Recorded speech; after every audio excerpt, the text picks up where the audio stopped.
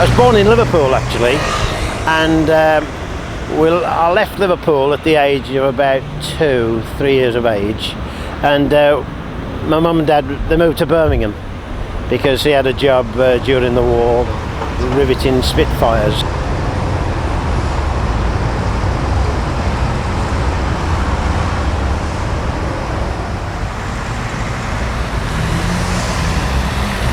My dad was a staunch Labour man. He was a Liverpool docker, you see, to start with, and there was nobody more militant than the Liverpool dockers. But yeah, he was a staunch Labour man. I guess my mum was really, you know, they could be bred and born in Liverpool, you would be.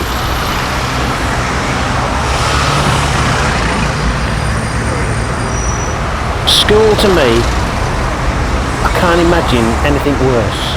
I used to bunk off and anyway, this was in Birmingham, and we left Birmingham when I was 13. I went to live in North Wales, and I'd had so much of school, I thought, I'm not going to go again. And I got involved in agriculture on a farm in North Wales, and I sort of lived in this farm, and I never really went back to school then.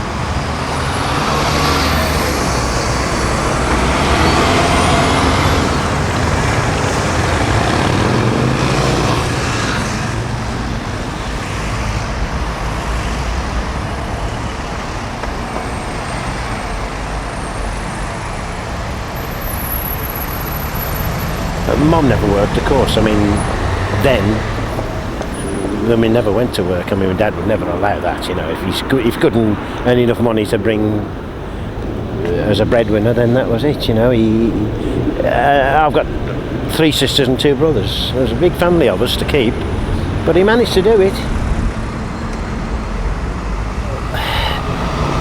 My dad was a very strict disciplinarian.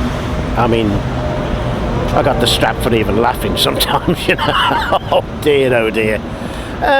But that was the way it was then. And when I look back now, and I look at the kids today, they could do with a bit of that, I reckon.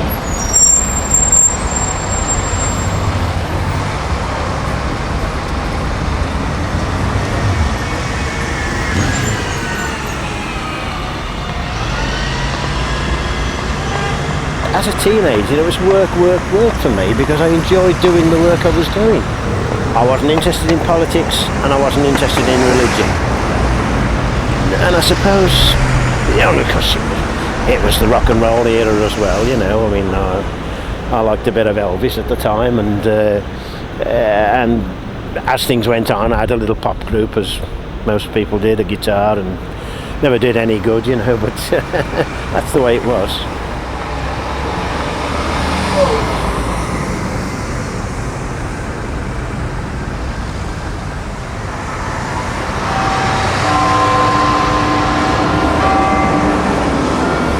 My brother had joined the police force, and I was in a bit of a lull there to know what to do.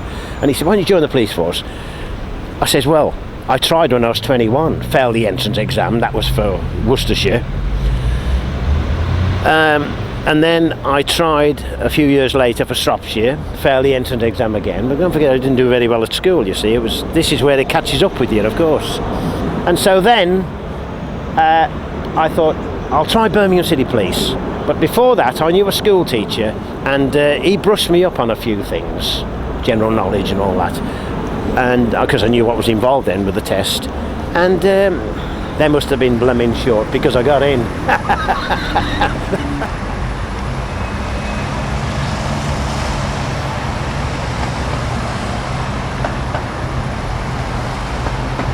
I was in the police force for 30 years, and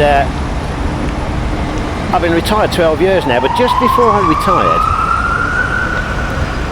I had the call in again to get involved in animals. I went to the Shropshire show a few months later, and I got talking to the Hereford Cattle Society and the secretary and all that, and he said, "Well, we want to promote these Herefords, you know, have you got any ideas?" And I said, "Well, you know, we need to fly the flag, it's a native British beef breed, you know, top beef breed." He said, "Well, we fly a few flags," he said. "Anything else?" I said, "Well, what you really want?" Now, I don't know why I ever said this. To this day, I'll never know. I said, "What you want is a John Bull." He said, oh, where we get one of them from? I said, well, I'll do it.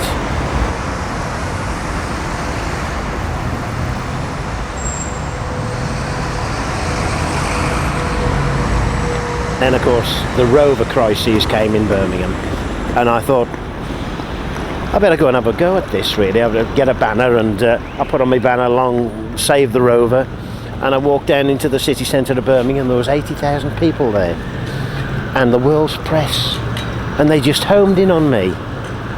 And before I knew it, I was beamed all over the world.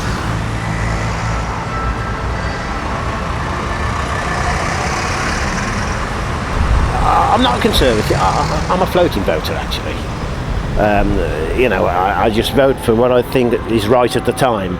But William Hague, I was very impressed with the way he spoke. He came to Birmingham. I thought, I'll go and see this guy.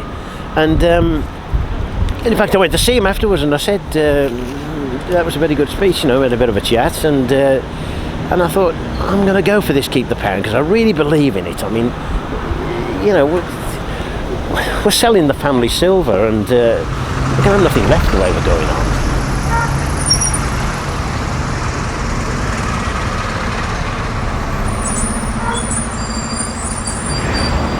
Looking back at my life, I never ever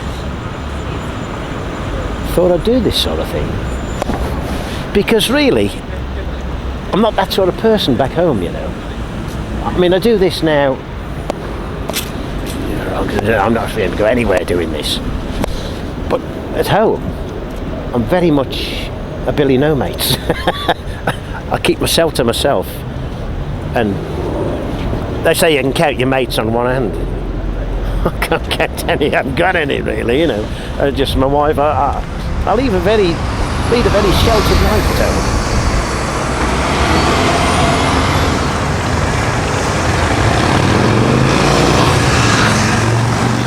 Well, being retired,